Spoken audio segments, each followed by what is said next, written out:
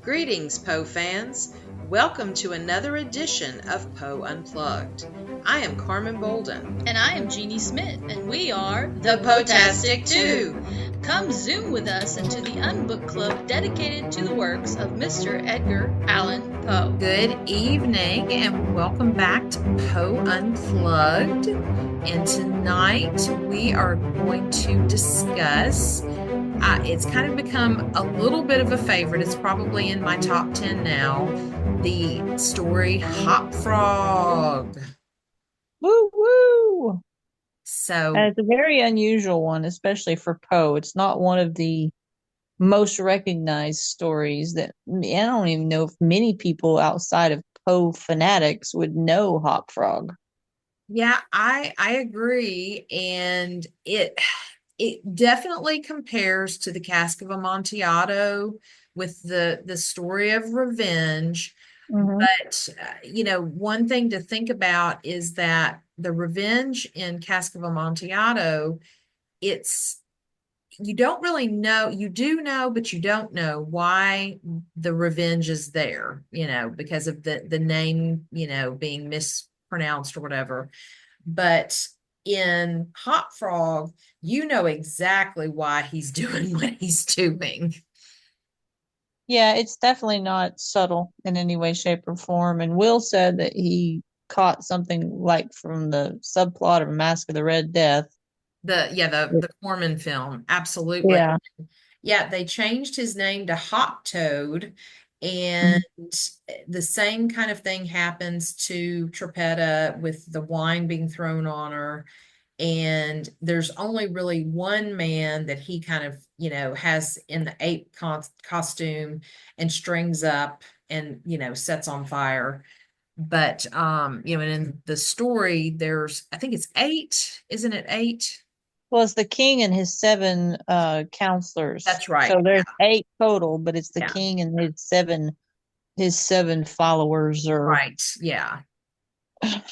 so it's and you're talking about Cask of Amontillado, and I can see some of the similarities there, especially with the revenge plot. But the problem I have with that comparison is Cask of Amontillado to me is more of a psychological for both parties in the plot.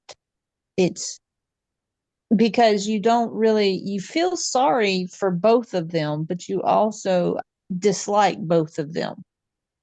Yeah. Whereas in Hop Frog, there is absolutely no redeeming qualities that I can see whatsoever with the king, the tyrant, tyranny that it's at its finest.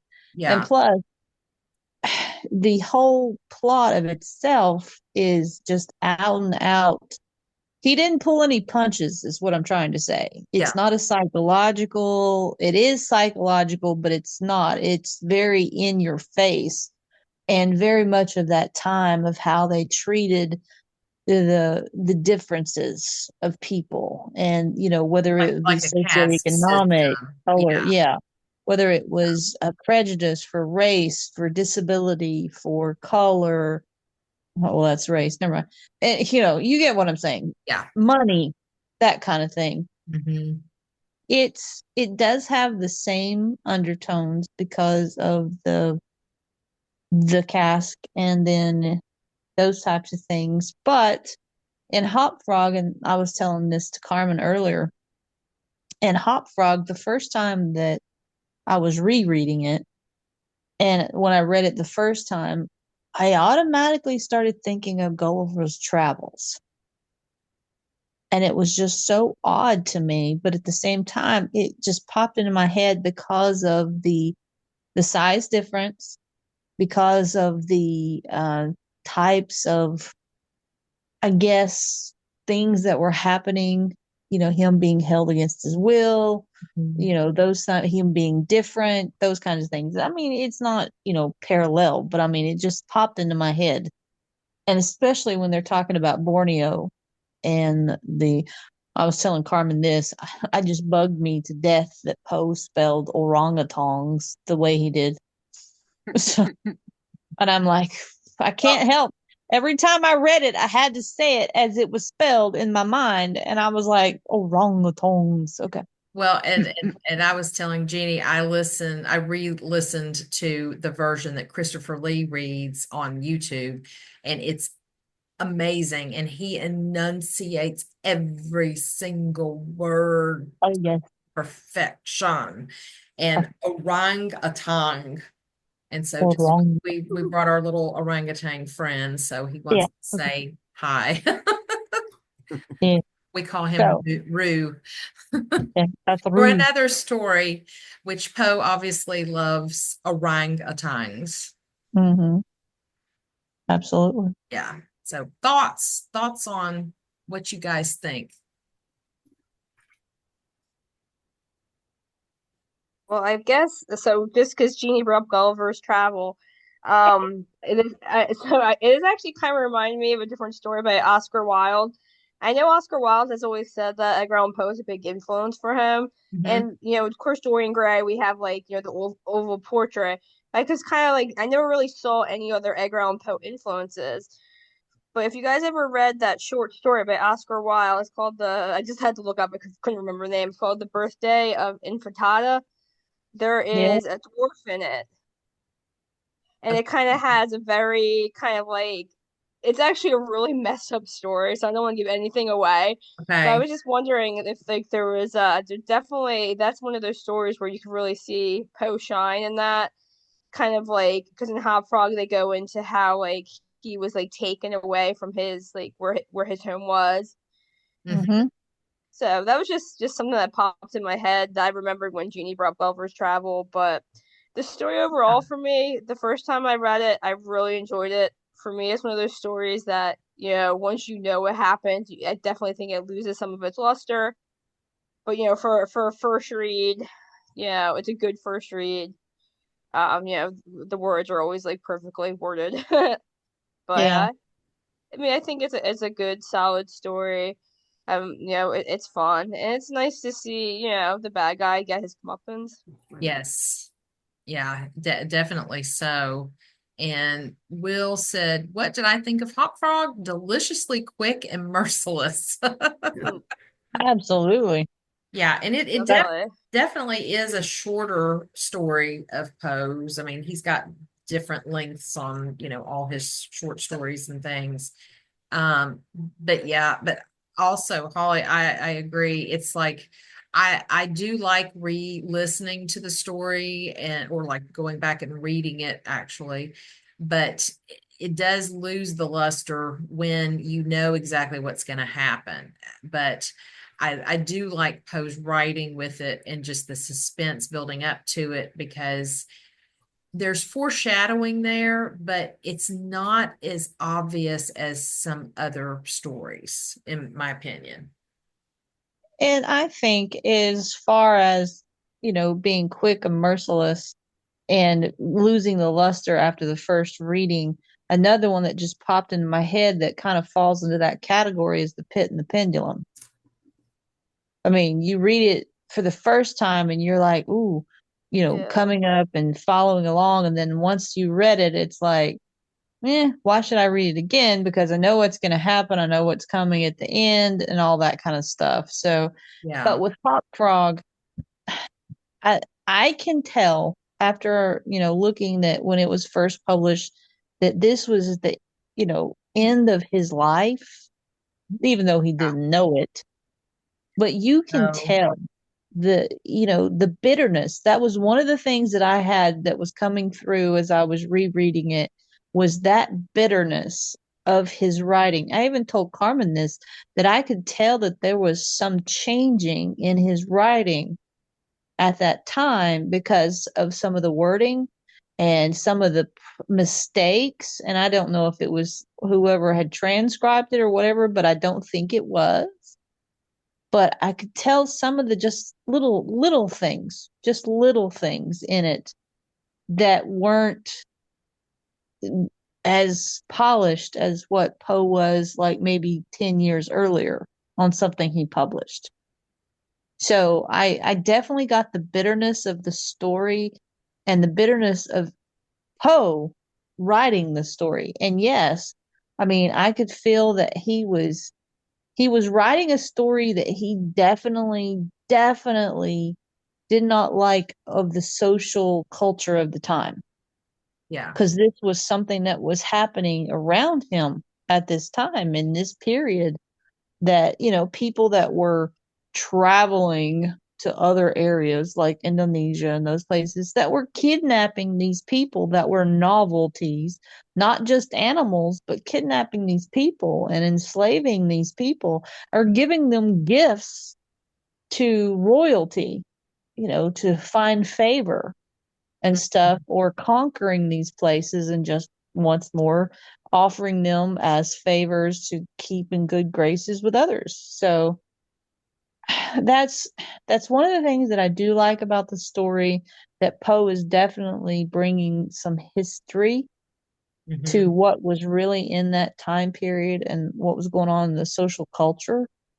Yeah. So, it's heartbreaking to know that these were, even though it was a fictional story, this in itself was a reality of that time period Yeah. for some people. So, but I was also telling her that, the female dwarf, her name, Trippet, because she was a dancer, Trippet.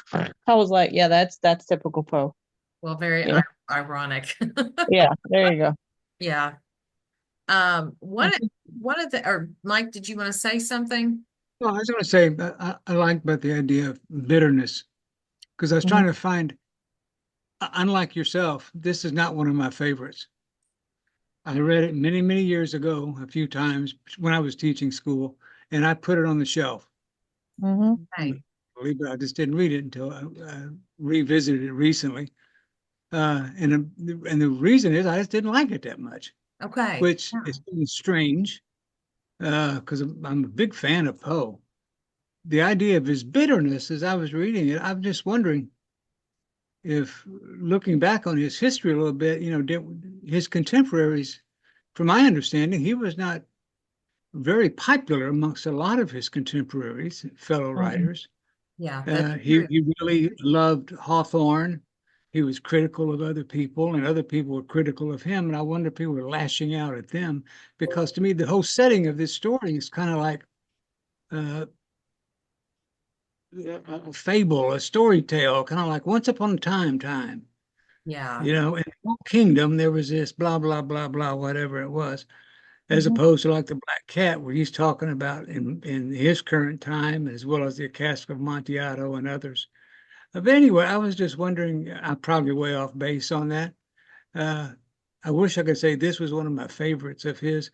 I don't like the brutality of it.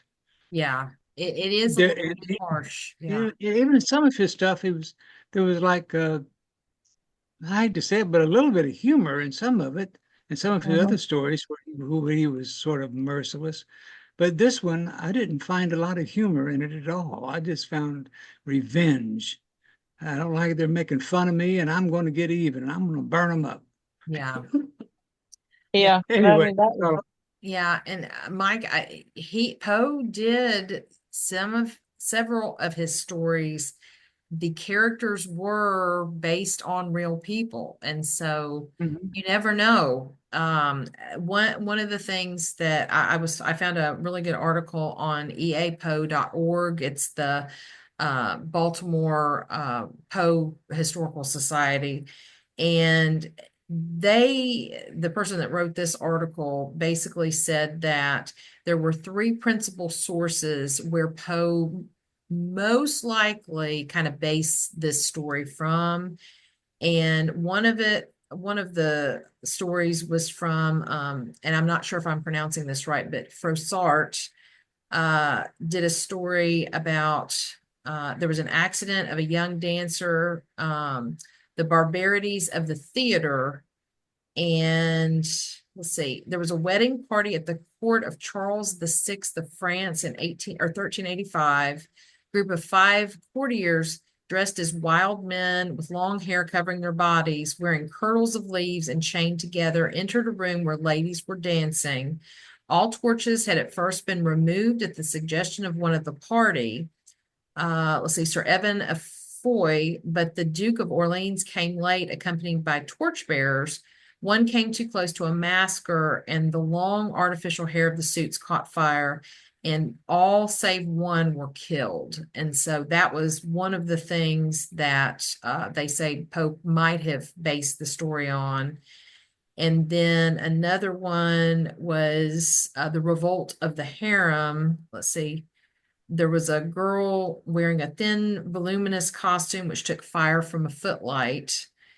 Let's see. And then the third one was a tale of a jester suggested by a story called Frogere and the Emperor Paul, which tells that Tsar Paul I pretended to exile his jester, a Parisian comedian, to Siberia, but really had him merely driven a long way in a closed carriage and brought back to court. The jester was among those who in 1801 found the emperor murdered. The dwarf's deformity is known in nature. And so they have an idea that maybe he loosely, read those and based Hop Frog on parts of these stories. So I thought that was kind of interesting. Well, and then I just thought of something that I was, just popped into my head. One of the myths that around Poe's death was that they were applying him with alcohol Yeah. and he died of alcohol poisoning. Mhm. And from the story, that's one of the things the king was doing was he would make Hop Frog drink and drink, even though he knew that it would make him change, basically, personality and stuff. And I was just thinking, I wonder if maybe Poe was putting that in there as another part of things that they were doing to him or making, like Mike said. And Mike, I agree, this is not one of my favorite stories either. And I think you missed the whole words with the mummy thing, but that's the one that I would never like. But anyway, but it's true the way you're talking about it. As I was saying, that Poe always brings like some type of humor, or even when he's writing, there's always something. But that was one thing that I couldn't find in this. It was so bitter. It was just so vengeful. It seemed to be on his part with his writing, everything that he was writing, and it was very, very violent, even more so in some ways than whenever he hung poor Pluto, Yeah. killed the cat, Or dismembered the and corpse in Telltale Heart. Yeah. exactly, and the pendulum that almost sliced the dude in half. But Mm-hmm. this one felt very Poe personal. This wasn't Yeah. like in what do we call the narrative? The narrator, what do we call him? Oh, the unreliable narrator. Yeah, usually there's always that emphasis where you can see where Poe is kind of separate. He's telling the story, but he's not part of the story. This one was very much like he was front and center. He's like, I'm telling this story. He's like he was Hop Frog and he wanted to seek his revenge on people. Yeah. Well, and it to me also too is a little bit of a story of an underdog because, Hop Frog was taken from his home and forced to do all these things and, was bullied by the king and his men and things like that. And so, at the end, I am simply Hop Frog and this is my last jest. And so it's like, it is harsh what he did, but it has a nice romantic ending with him and Tripetta going off into the sunset, kind of like what Mike said with it's like a fable or a fairy tale in a way. It really does lend itself to that. Yeah, I And that's like what I was the kind of whole. thinking. Oh, I sorry, was go going ahead. to say, it's not like Aesop's fables. There's always a moral to the story, and there's a Yeah, moral to this story would be don't treat people badly because you don't know what's going to happen. right. Yeah, So, yeah. Holly, what were you gonna say? Yeah, I was just saying I did like that about the story, how it was full circle in the sense of the revenge.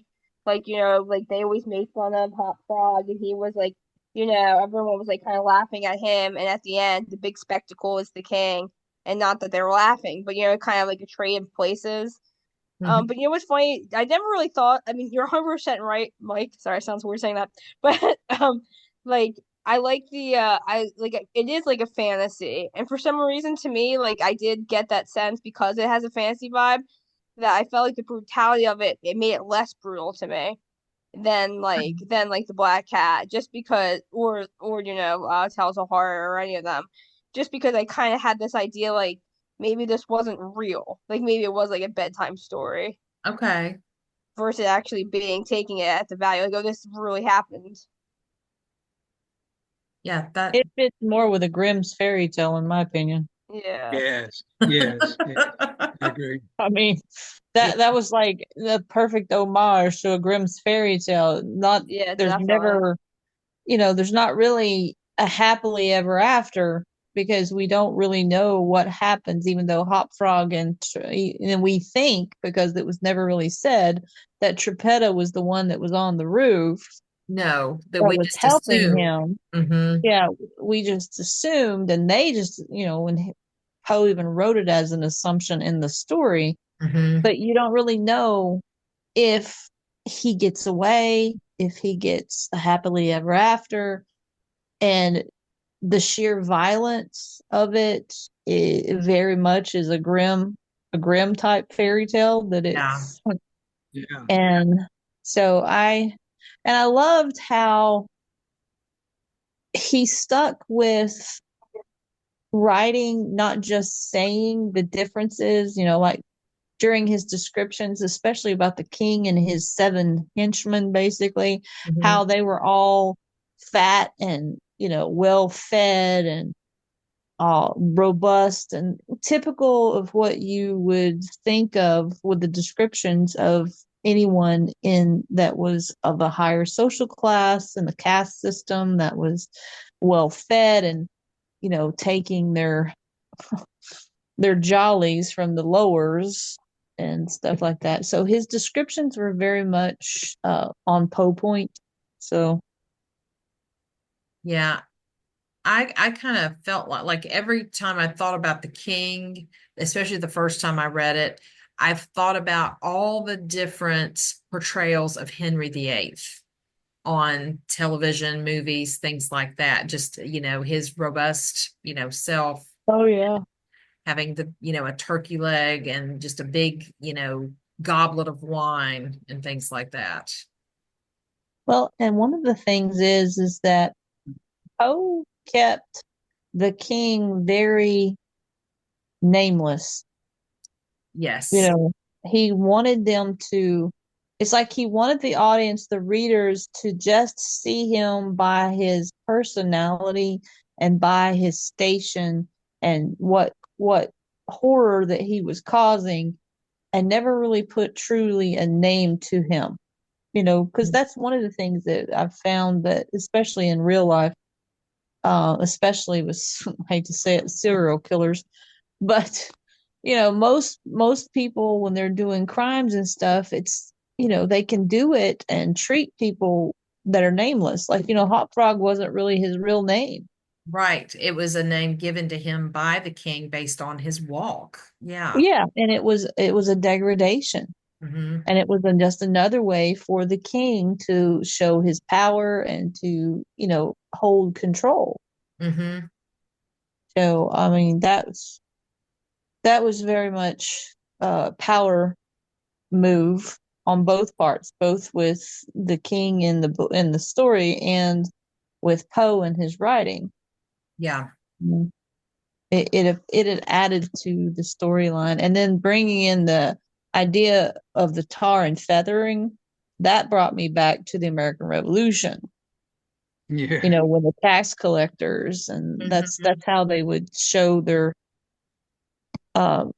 citizens or the colonials would take out their wrath on the tax collectors by tar and feathering them. So, Yeah. And another story, which we'll eventually read, The System of Dr. Tar and Professor Feather.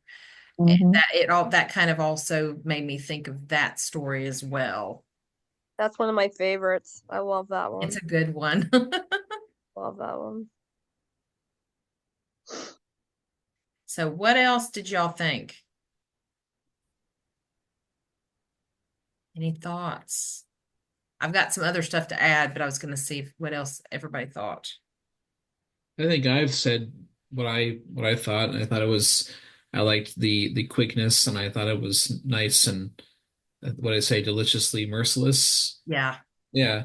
I mean, normally I go for the kind of the slow burn and the dread, but sometimes it's nice for a change of pace, you know?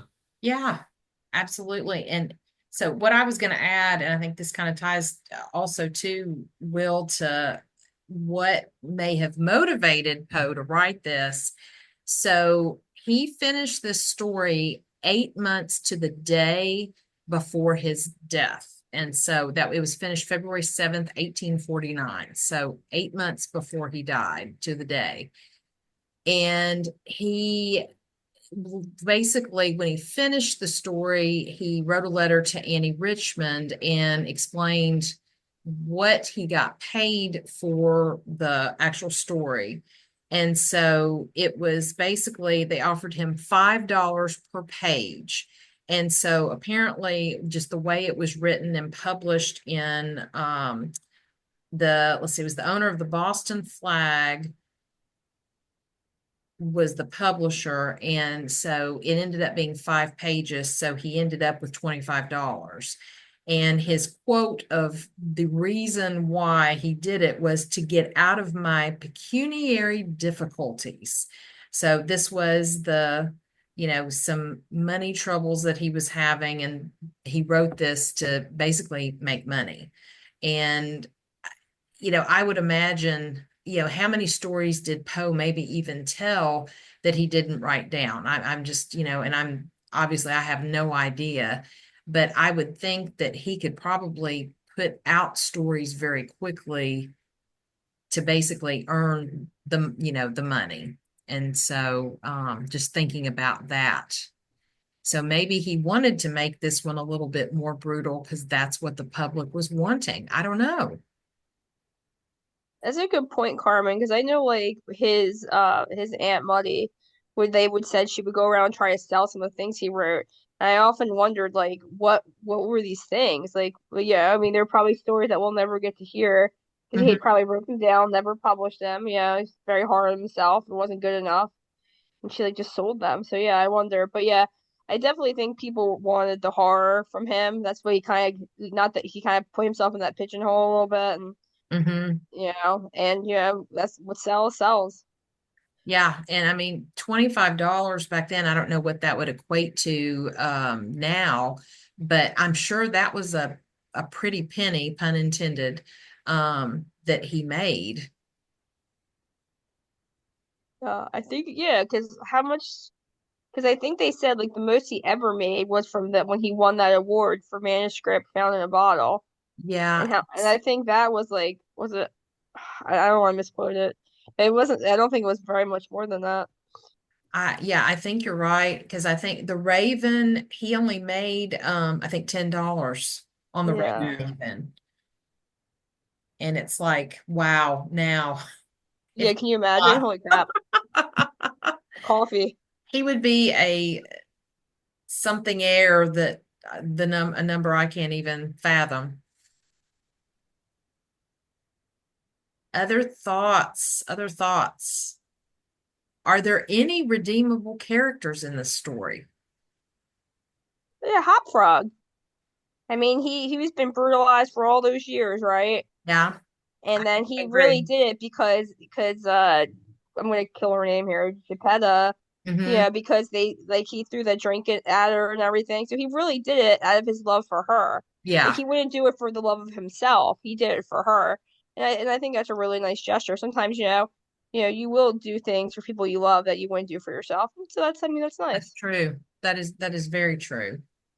Let's see. Micah says this is from a Google search. Edgar Allan Poe is known for his work, The Conchologist's First Book. Yes, it's very true. And an illustrated textbook on conchology published in 1839. The book was Poe's only bestseller during his lifetime. That's right. I always forget about that, Micah. His Yeah, but you know what? He didn't actually write it. He was the editor of yeah. that. So, and that was like that was I think that was in Mark. I always say his name wrong. Excuse me, Mark DeMarkiewicz's book. He Oh, had talked mysteries and mysteries. yes, DeWidziak. Thank you. I always say his name wrong. But yeah, that was the interesting thing about that is that Poe was out of money. And Poe was out of money. They said, "Hey, like they won't publish me. How about we do this little trade? Your name goes on there. I give you money, and that gets my stuff published." So Yeah, it was a little bit of a, a twist. yeah. I mean, he knew. I mean, sometimes editors do a lot. So Yeah, that's true. And I thought that was very interesting. I actually bought that book. I have not read it yet. I've always loved seashells and things like that. So I was like, this will be somewhat interesting when I decide that, I want to read it. But yeah, and Micah, thank you for sharing that. yes, thanks, Micah. Well, it makes sense that every time I say when Carmen brings up that's what he wrote. That was the only book that he wrote was a textbook, and I was always like, why would Edgar Allan Poe write a book about seashells? I always would say that. And now we know he mostly just edited it. Yeah, Yes. he edited it because that's like he was right before he died. He was gonna get paid to edit some rich poet's work. I forget Yes. her name, and because he had written it to a letter to somebody saying like, "Oh, I'm just gonna do this. I'm getting paid a lot to like look over her poems and edit them for her." Mhm. So he was kind of doing editor. I mean, we already know he was editor of magazines, but he was always kind of doing the editorial type stuff. Oh yeah, absolutely. Yeah, but I just when I read the date on this article of when he finished it, and it was, 8 months to the day of his death, it was just kind of creepy.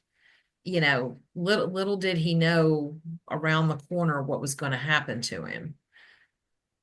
Or did he? Yes, and is this the 8 people who cooped him or something? Yeah. Is it a premonition? I mean, I'm being silly, Well, but you never know. You never know. It is Poe. So that's true. All right, Jeanie, keep timing. sorry. It started. I couldn't help it. All right, any last thoughts on this story? Are you glad we read this one? Yeah. Yeah. Well, it was definitely different. Yeah. And it was a good, my opinion, it was a good one right before Halloween, but based on the violence. Yeah, well, and the masquerade, the costumes, Yeah. and that was why, we suggested it because we thought it would fit with Halloween.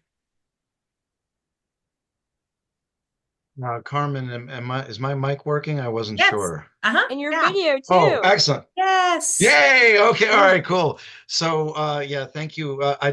Was it someone else's turn? I didn't want to jump on someone No, you're else's turn. good. You go for it. You go for Okay. it. Cool.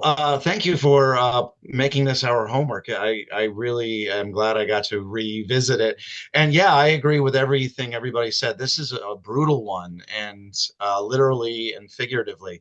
But one of the moments that I really enjoyed, especially as a variety artist, was the bizarre noise. I don't know if Poe ever completely addressed this to the reader's satisfaction. The reader had to kind of figure it out on their own. But the bizarre noise that Hop Frog seemed to make twice.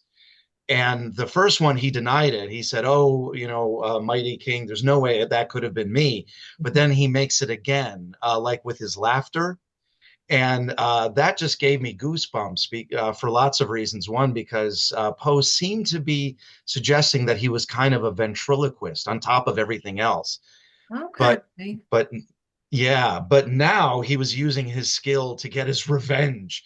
And it reminded me of something Jeannie said on a previous meeting about conscience. The shadow was described as inevitable as a guilty conscience.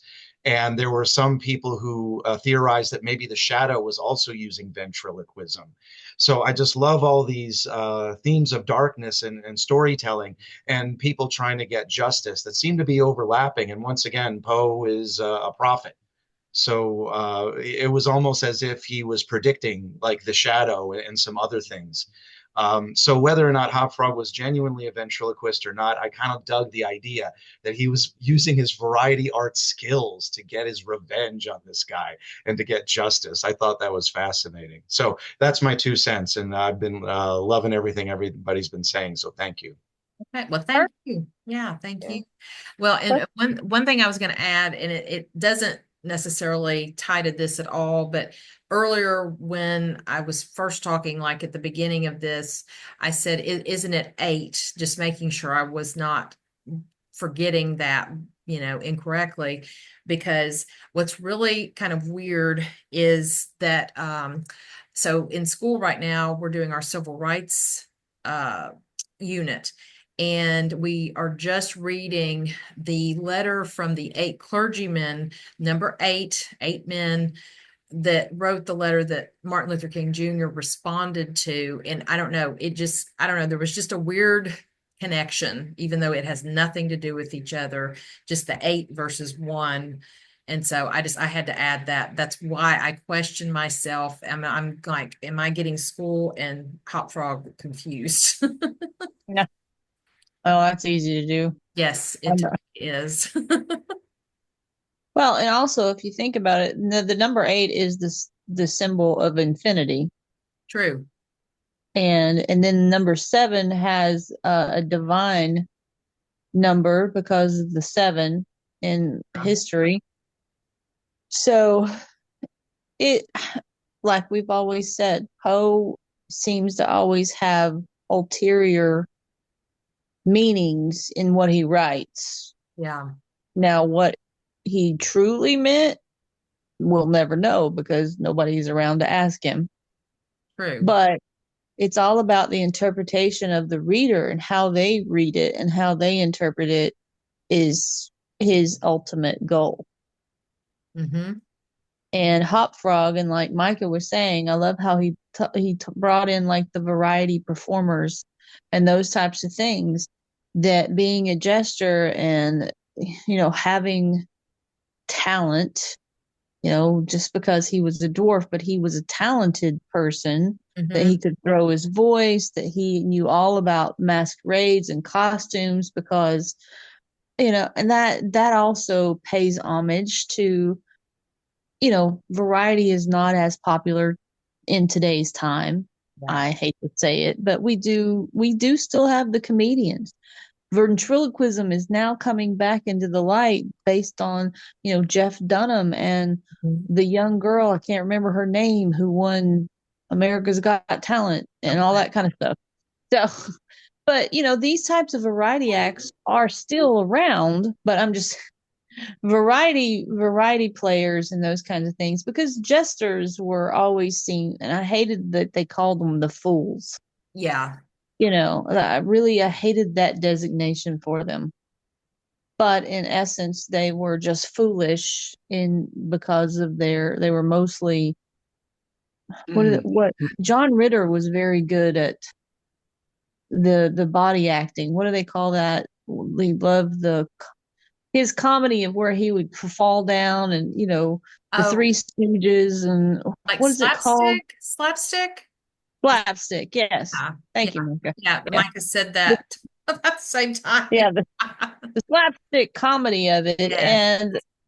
And like like Poe wrote in the story, the king was very much, that's what he loved the most. He loved the pranking. He loved the slapstick part of it. That's why he loved to ply Hop Frog with alcohol to get him so drunk that he would do stupid stuff. Mm-hmm. Makes him like the early Johnny Knoxville. Oh, jackass in the Poe world. But anyway, Poe edition. Jackass the Poe edition. That's what Hop Frog is. Jackass the Poe edition. Oh goodness! I got one more thought. Well, go ahead. No, I'm sorry. Like when she said about the was talking about the clicking of the teeth thing, to throw this sound, the voices. Yeah. And I appreciated the thought when she said she didn't like the word fool thrown around Right. to depict the hop frog. And then towards the end, at the end of the story, when he clicked his teeth, well, the first time, of course, he denied it. But then the Yeah. second time, when he clicked his teeth, he kind of looked at him and clicked them because it described his big teeth. And it was kind of like, who is the fool now? Nope. Yeah. That's revenge. Yes. But yes. It was almost like, as the kids would say, mic drop. So, Yep. Yeah, in your face. That's yes. And his was more of a chandelier drop. So yeah. Yes. Yes. Absolutely. Oh, my goodness. So, but yeah, it's not a popular story Yeah. to attribute it to Poe, but it is very much, I think, the closest story that I can see Poe in that Hmm. he's ever written, whether it be poem or story. Yeah. And I'm glad we chose it. And especially it's Yeah. kind of ironic that it fits so well with close to Halloween. Yeah. It definitely does. And, kind of like Mike, what you were saying, you kind of shelved it, when you were teaching. I would definitely not teach this with students. I think it would be too much for students of any age, or I should say high school or middle school age, definitely. Be tough to explain it to parents. Yes. You Absolutely. definitely could not teach it during this day and age. Yeah, no, Yeah. it would not be appropriate in the classroom, but it's appropriate for Poe Unplugged. Absolutely. Yes, because we're gonna eventually read everything from Poe, so got to put it on the list. Good Lord. Hopefully I'll live that long. Yes, you will.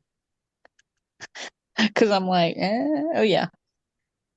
20 years at least. I think I can cover that.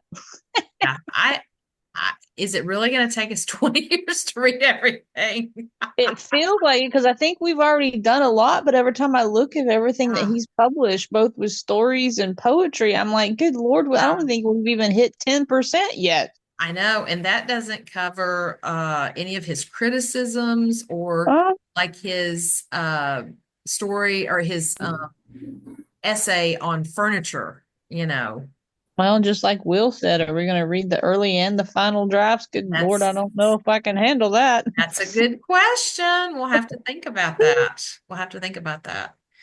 Well, I think if no one else has any other comments, I think. Oh, I have one. Oh, yeah. I'm sorry, I was interrupted tonight. I had a situation I had to deal with on the phone mainly. Oh, it's So okay.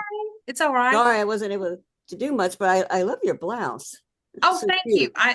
It's actually, I made it and it's like, I don't know if you can tell, but it's like opposites. It's cute, like kitty cats. Yeah, Yeah, I see that. like Yeah, I like that. it's poofy cats Yes. with pumpkins. I'm trying to wear my Halloween things. Oh yeah. Yeah. Yeah. The Good. IKEA Skip Nice. Amontillado. Okay. Oh, that's great. That was good. Yeah, but But thank you, that's okay. Leila. Oh, you're welcome. Yeah. But yeah, so we are going to read Berenice for next month. And I really like that one. Jeannie and I were like, we haven't read one of the, Poe tales about a lady in a while. And Will, are you asking how do you spell it? Let me type it in. Well, if you're Southern, we pronounce it Bernice, but okay. Yeah, and so the reason why I say Berenice is because the birthday bash at the Poe Museum back in 2019 that my husband and I attended, they someone, I can't remember if they did a reading or a recitation. It was one of the two. And the way they explained it is the way to say it is Berenice, she's spicy. So where you rhyme it. And so, but I've heard Bernice. I thought Ber- I always thought it was Bernice too, Jeannie. And then when Yeah. I started like doing these more audio things, no one was saying that. I'm like, am I like Yeah. crazy? I was like, I thought her name was yeah, I but I thought the get ya. same thing. I thought the same thing. And when I went Well, to the it's Poe, better than what my East Tennessee mountain version is Burnus. So yeah, trust me. I've had to change quite a bit of how do I pronounce certain words when I just moving from East Tennessee to Middle Tennessee. So yeah, in East Tennessee in the mountains, it's called Burnus. But all right, I've heard that pronunciation too. okay. see, Furnace. Okay. Yes. I think it's an Appalachian thing. Yeah, So. probably. Yeah. But we were going to ask you guys because in the newsletter for October, we put it in there as November 26th, which is the Tuesday during the week of Thanksgiving. So, which is the last Tuesday of the month. We try to keep on that schedule. Would you guys like to keep it that date or move it up a week to the 19th because that holiday falls that, a couple days after it? What would y'all rather do? 26 is fine with me. Okay. Cool. How about Yeah, I'm whenever. okay? All right, Will's good. For you. 26 works for Micah. And Dr. Jeff, I think, was good either way. He had emailed me and said, see you next month, 19th or 26th. So okay, we'll keep it that Tuesday because it works for me and Jeannie. So Yep. yeah. Sounds good. That does sound good. And then little reminder, we are having our Halloween special Thursday night. It will be live on Poe Unplugged, our YouTube channel. And if you go to just the YouTube channel Poe Unplugged, there'll be a live feed on there. And so we're going to have a very fun time. Micah is like our featured performer. He's doing Poe magic. Our magician is going to be awesome, not just good. He's going to be awesome. Right. Yeah. So definitely if you can, come on for a little bit, we are going to record it. So, and, put it out there. So if you can't make it watching it live, you will be able to see I'll it. probably have to watch it later. Yeah. Okay. Yeah. No, that's great. That's awesome. So we kind of thought, should we do it on Halloween night? We're like, yeah, let's just do it. So yeah, and hopefully I won't conjure anything that's going to be too bad. yes, hopefully the only conjuring I'll be doing is just my bad puns and my bad jokes. But that's right. Yes, but Jeannie and I are actually going to be in character. We've created identities for us. Oh, fun. Woo woo. So it'll be tons of fun. But I think that's all of our announcements. I was just checking my notes. And so anybody else have any thoughts, comments, anything? No. All right. Well, I guess. Oh, and yeah, Will says happy Halloween. Yes, everybody. Yes, happy Halloween. Yeah, happy Halloween to everybody. Be safe and don't eat anything that's bad for you. Too late. Like razor blades or any of that. All right. Well, on that note, I was gonna say Rue says bye. He's a feature actor in the Hot Frog. Yep. So, all right. Well, all right, ciao guys. Have a good one. Bye. Okay. Have a great Bye. week. Bye bye. Have a good Halloween. Yeah, Happy Halloween.